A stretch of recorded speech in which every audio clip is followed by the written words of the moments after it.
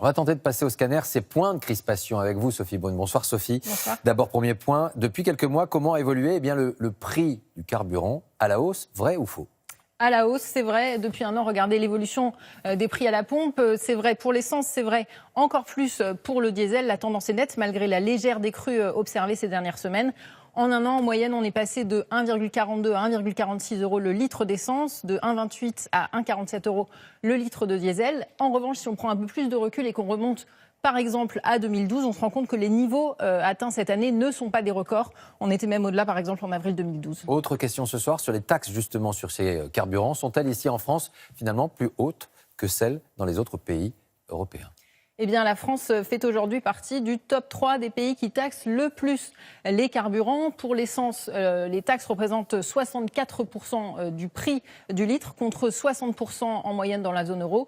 Et puis pour le diesel, la France se singularise encore plus, 58% en France contre 52% de moyenne dans la zone euro. Sophie, autre question bien sûr sensible, celle du pouvoir d'achat. Est-il finalement en baisse depuis ces 10 dernières années ?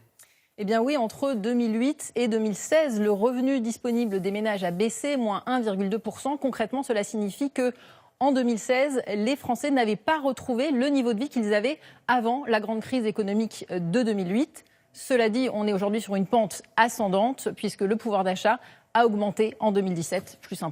Merci beaucoup Sophie.